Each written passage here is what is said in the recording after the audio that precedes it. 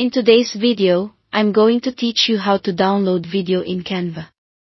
Whether you're wrapping up a social post, a presentation clip, or a quick tutorial, I'll guide you through the exact clicks and help you choose the right format so your video looks and sounds the way you expect. Start by opening your design. In the Canva editor, open the video project you want to download. Take a quick glance at your timeline and preview area. Whatever you see here is what will be exported, including transitions, animations, and any audio you've added. It's a good moment to confirm the final scene and timing look the way you intend. Now, head to the top right corner of the screen and click the Share button. This opens Canva's hub for exporting and sharing.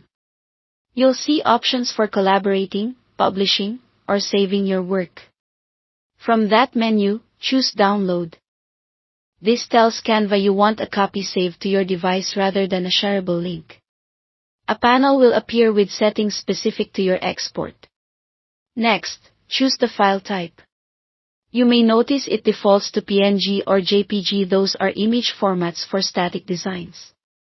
Click the File Type drop-down and select MP4 video if your design includes motion or audio. MP4 preserves your animations, transitions, and any soundtrack or voiceover, and it plays well on most devices and platforms. It's the standard choice for anything with movement or sound. If you're working with a short, silent clip that you want to loop, you can choose GIF instead. GIFs are ideal for quick, soundless moments like a subtle animation or a reaction loop. Just keep in mind that GIFs don't support audio and can become larger in file size as duration increases, so they're best for brief clips. After you pick the format that fits your needs, Canva will prepare your file. The processing time depends on the length of your video and how many animated elements it includes.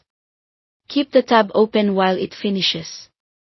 When it's done, your video will save to your device's default downloads folder, ready to upload to social platforms, embed in slides, or share with your team. That's it. Thanks for watching.